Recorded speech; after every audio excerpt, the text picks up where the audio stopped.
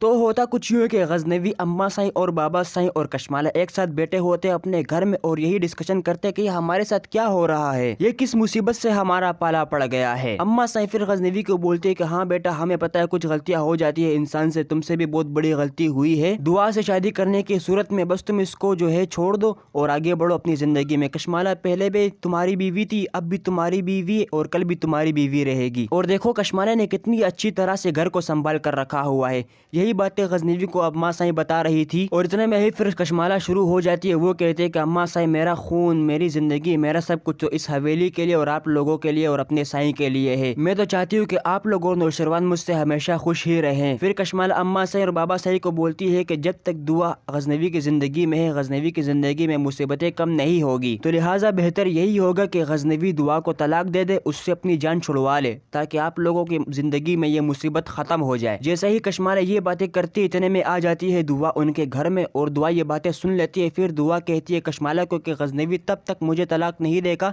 جب تک میں یہ ثابت نہ کر دوں کہ زہر میں نے نہیں تم نے دیا تھا۔ یہ باتیں سن کر غزنوی بھی کافی ذرا شوق ہو جاتے اور اماں سائیں بابا سائیں بھی کافی ذرا شوق ہو جاتے، اور کشمالہ تو یہ دیکھ کر حیرانی رہ جاتی ہے کہ اس نے یہ بات کر کیسے دی، اس کو کیسے پتا لگا۔ تو کشمالہ پھر وہاں پر رونے لگ جاتے اور بولتے تم نے میرے پر اتنا گھٹیا الزام کیسے لگایا، میں کیوں ایسا کروں گی، میں اس حویلی کے لیے اپنی جان دے سکتی ہوں، کسی کی جان لے نہیں سکتی، اور میرے سائیں تو سر کے تاج ہے میرے، میں ان کو کیسے زہر دے سکتی ہوں، تم نے اتنا گھٹیا الزام لگانے سے پہلے ایک بار بھی نہیں سوچا۔ کشمالہ اماں سائیں اور بابا سائیں کو بولتے ہیں کہ کیا آپ لوگوں کو مجھ پر یقین نہیں ہے، میں نے آپ لوگوں کے ساتھ اتنا ٹائم سپینڈ کیا، کیا میں ایسا کر سکتی ہوں، کیا آپ لوگوں کو یہ لگتا ہے۔ کشمالہ وہاں پر بہت زیادہ ایموشنل ہو جاتے ہیں۔ پھر اماں سائیں اور بابا سائیں یہ دیکھ کر کشمالہ پہ لازمی بات ہے، ترس کھائیں گے کہ یار یہ تو ایسا نہیں کر سکتی، اور دعا کا کردار تو پہلے سے ہی بہت زیادہ خراب ہے ان کے سامنے، تو بس اس کا تو یقین کرے گی نہیں، دعا کا تو کوئی بھی یقین نہیں کرے گا وہاں پر۔ خیر پھر اماں سائیں پھر دعا کو بولتی ہے کہ دعا تم یہاں سے چلے جاؤ، اور آج کے بعد غزنوی کی زندگی میں تم دکھائی مت دینا مجھے۔ دعا کہتی ہے چلو ٹھیک ہے میں چلی جاتی ہوں، اور پھر دعا وہاں سے چلی جاتی ہے۔ پھر جب دعا آتی ہے گھر تو اس کی اماں دعا کو بولتے کہ دعا تم کہاں گئی تھی، تو پھر دعا بولتے کہ میں گئی تھی غزنوی کے پاس ان کو سب کچھ سچ بتانے کے لیے کہ زہر میں نے نہیں، کشمالہ نے ملایا تھا کھانے میں۔ تو دعا کی امی بولتے کہ جب وہ تمہیں اپنے پاس رکھنا نہیں چاہ رہا تو پھر تم کیوں اس کے پیروں تلے جاتی ہو بار بار، چھوڑ دو اس کو، جب ایک شخص تم پہ یقین نہیں کرا تو پھر تم کیوں اپنی سچائی بار بار ان کے سامنے رکھتی ہو، چھوڑ دو ان کو۔ تو دعا پھر اپنی امی سے کہتے کہ نہیں امی، میرا جانا ضروری تھا، میں ثابت نہیں کروں گی کیا جو میرے کردار پر یہ لگا ہوا داغ ہے کہ میں بد کردار ہوں، میں نے زہر دیا ہے غزنوی کو، کیونکہ جب تک میں یہ ثابت نہیں کروں گی مجھے چین نہیں آئے گا، اور میں یہ سب کچھ ثابت کر کے رہوں گی اور اپنا کردار پاک کر کے رہوں گی، اور کشمالہ اور سرفراز کی سچائی سب کے سامنے لا کر رہوں گی کہ تاکہ آپ لوگوں کو پتہ لگے کہ میرا اس میں کوئی قصور نہیں تھا۔ خیر پھر بعد میں جب دعا کی امی اور دعا کے ابو ساتھ بیٹھتے تو پھر وہ یہی باتیں کرتے، دعا کی امی دعا کے ابو سے بولتے کہ کیا ہمارے بچوں کے اتنے گھٹیا نصیب ہے،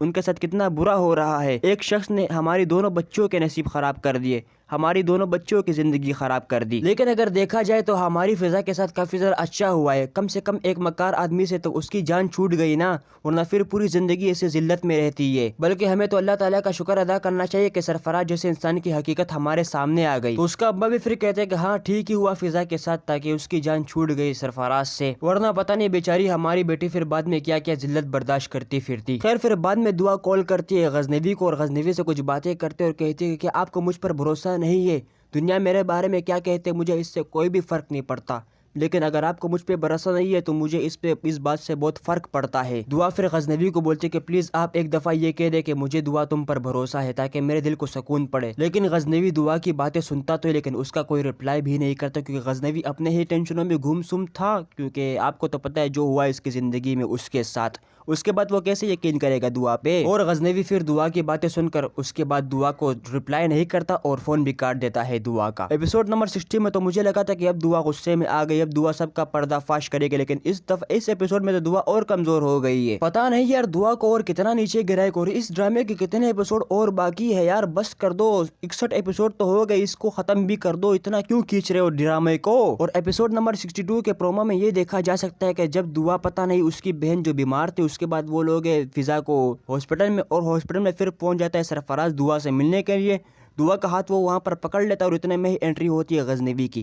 غزنوی جب دعا کے ساتھ دیکھ لیتا ہے سرفراز کو تو اس کو اور اس کا جو شک تھا وہ یقین میں بدل جاتا ہے کہ ہاں دعا اور سرفراز کے بیچ کچھ نہ کچھ تو چل رہا ہے۔ پھر غزنوی جاتا ہے دعا کے پاس اور دعا سے کہتا ہے کہ مجھے تو لگا شاید تمہیں میری ضرورت پڑے گی، لیکن اب جب یہ معاملات میں نے دیکھ لی اپنی آنکھوں سے تو مجھے نہیں لگتا کہ مجھے تمہیں میری ضرورت پڑے گی، تو میں چلا جاتا ہوں یہاں سے، تھینک یو آپ کا میری زندگی کو خراب کرنے کے لیے۔ اور یہاں پر سرفراز اور کشمالہ کا ایک اور پلان کامیاب ہو جاتا ہے۔ میں دعا بی بی سے یہ گزارش کرنا چاہوں گا کہ جب بھی آپ کے پاس سرفراز آئے نا، سرفراز صاحب کو آپ نے کچھ بھی نہیں بولنا، بس ایک چماٹ رکھ کے منہ پہ دے دینا ہے۔ جب یہ قصہ خود غزنوی دیکھے گا اپنی آنکھوں سے کہ جب تم مارو گے تھپڑ سرفراز کو تو اس کو لگے گا کہ یار یہ زبردستی اس کے پیچھا کر رہا ہے، اس کے ساتھ کوئی بھی تعلق نہیں ہے۔ لیکن نہیں نا، پھر شک کیسے پیدا ہوگا غزنوی اور دعا کے بیچ؟ ڈرامے والے اسی لیے تو دعا کو اجازت نہیں دیتے کہ تم نے سرفراز کو تھپڑ نہیں مارنا، تم نے بس اس کو بولنے کہ سرفراز تم چلے جاؤ یہاں سے، سرفراز تم چلے جاؤ یہاں سے، او بھائی 2-3 تھپڑ اس کے منہ پہ مار، وہ خود بخود چلا جائے گا، دوسری دفعہ نظر بھی نہیں آئے گا۔ خیر پھر دعا جو ہے غزنوی کو کافی زیادہ پیچھے سمجھانے کی کوشش کرتے ہے کہ یہ ایک چال ہے، تم ان کی چال میں مت پڑو، لیکن غزنوی دعا کی ایک بھی نہیں سنتا اور وہاں سے وہ چلا جاتا ہے۔ اور دعا جب یہ معاملات دیکھتے اور جب وہ آبزرو کرتے کہ جب بھی غزنوی کو آنا ہوتا ہے اس کے پہلے سرفراز آتا ہے تو یار اس تک کچھ نہ کچھ تو گڑبڑ ہے۔ پھر جو ہے دعا سرفراز کو بولتے کہ تم میرے ساتھ باہر ملو، جب وہ اس کے ساتھ باہر ملتے تو وہ بولتی ہے دعا سرفراز کو کہ تم کیا چاہتے ہو میرے سے، تم میرا پیچھا کیوں نہیں چھوڑ دیتے۔ خیر پھر جب یہ لوگ یہاں پر باتیں شاتیں کرتے، پھر جب دعا گھر آتی ہے تو اس کی امی کو پتہ لگتا ہے کہ یہ گئی تھی سرفراز سے ملنے کے لیے، تو وہ دعا کی باتیں سننے کے بغیر ہی دعا کو ایک چماٹ مار دیتے ہیں منہ پہ۔ اور اس کی امی اس کو بولتے کہ پہلے تو مجھے لگا تھا کہ شاید تمہارا کردار صاف ہے، تم میری بیٹی ہو، لیکن جب تم نے یہ ابھی کام کر دیا نا سرفراز کے ساتھ، تم ملنے گئی، اس کے بعد تو مجھے نہیں لگتا کہ تمہارا کردار صاف ہے دعا۔ خیر دیکھنے والی بات ہے کہ آنے والے ایپیسوڈز میں اب کیا ہوتا ہے، کیا دعا کو وہ لوگ گھر سے بھی نکال دیں گے، کیا دعا نے جو بولا تھا کہ میں سچائی سب کے سامنے لاؤں گی کشمالہ کا، کیا وہ لے پائے گی، کیا وہ لے آ پائے گی سچائی سب کے سامنے، اور کیا سرفراز دعا کا پیچھا چھوڑے گا؟ خیر آگے کے اپڈیٹ جاننے کے لیے آپ لوگوں کو کچھ بھی نہیں کرنا صرف یہ کہ ہمارے چینل کو آپ لوگوں نے سبسکرائب کرنا ہے، پھر اس کے بعد میں آپ لوگوں کو اپڈیٹس بتاتا رہوں گا۔ میں ملتا ہوں آپ لوگوں سے دوسرے ویڈیو میں، تب تک good bye, tata bye bye, take care.